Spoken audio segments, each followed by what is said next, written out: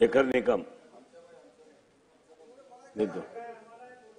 तर गृहनिर्माणवर बोलत असताना मी एवढंच सांगेन की चिपळूण रावतळे 105 106 हिस्सा क्रमांक 1 ही जागा म्हाडाने 1985 साली ताब्यात घेतली. 1985 साली लोकांकडून नाममात्र किमतीला ही जागा घेतली, परंतु आजपर्यंत या जागेमध्ये कुठचाही प्रोजेक्ट त्यांना करू शकले नाही. अनेक बैठका झाल्या, अनेक वेळा त्या संबंधी वेगवेगळ्या चर्चा झाल्या. इथे 60% जागा म्हाडाने घेतली, 40% जागा त्या स्थानिक लोकांना देण्याचा निर्णय देखील झाला, परंतु ही 40% जागा देखील अजूनपर्यंत त्या लोकांपर्यंत मिळू शकलेली नाही.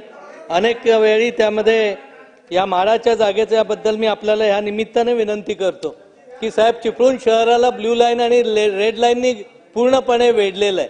त्यामुळे आता या जागांवर म्हाडा बिल्डिंग देखील बांधू शकणार नाही.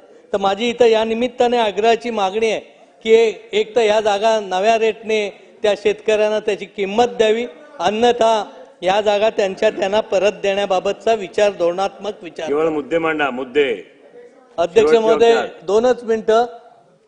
कामथे इथं आमचं चिपळूण आरोग्याबद्दल बोलत असताना कामथे इथं उपजिल्हा रुग्णालय, आज रत्नागिरी जिल्ह्यामध्ये जे आमचं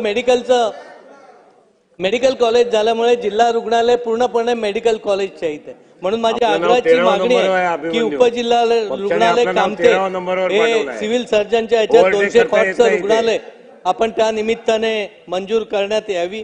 तसेच कामथे येथील रुग्णालयामध्ये औषधाचा साठाच नसतो.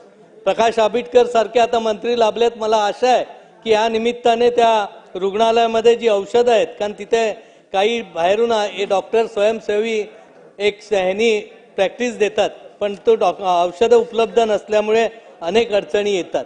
संगमेश्वरमध्ये ट्रॉमा केअर सेंटर असेल, देवरुखमधलं ग्रामीण रुग्णालय असेल, यासारख्या गोष्टी लवकरात लवकर त्याची पूर्तता होणं गरजेचं आहे. मेडिकल शिक्षणाच्या बाबतीत सांगायचं झालं तर मुश्रीफ साहेब इथे आहेत. मुश्रीफ साहेबांकडे मी आग्रहाची एवढीच मागणी करेन की नवीन कॉलेज सुरू करत असताना कोकणासाठी थोडासा वेगळा विचार करावा.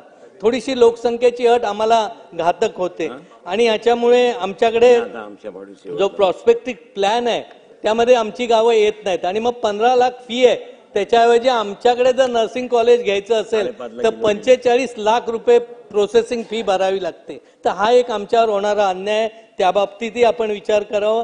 मेडिकल शिक्षणासाठी MBBS कॉलेजला एक 10% जागा तरी ज्या जिल्ह्यामध्ये आमच्या रत्नागिरीत आहे त्या जिल्ह्याला आपण जर त्याची परवानगी दिली तर खूप धन्यवाद. आमच्या पाडवी.